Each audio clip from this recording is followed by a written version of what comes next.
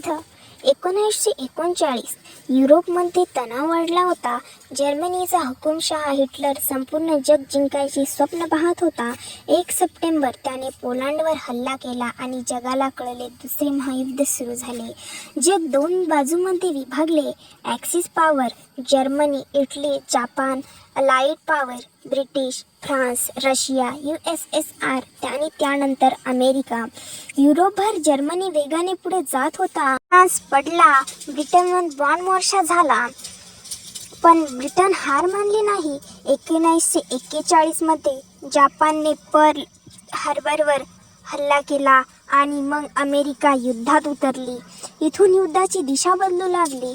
रशियाने स्टालिनग्राडच्या लढाईत जर्मनीला थांबवले. अमेरिका आणि ब्रिटनने युरोपमध्ये प्रवेश केला. जर्मनी हळूहळू मागे ढकलत गेली. इकडे अमेरिकाने जपानवर पहिल्यांदा 2 अणुबॉम्ब टाकले.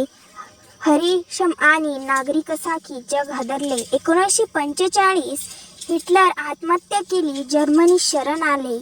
जपाननेही शस्त्र सोडले आणि दुसरे महायुद्ध हे संपले. ही लढाई 6 वर्ष चालली आणि कायमचे जग बदलून गेले.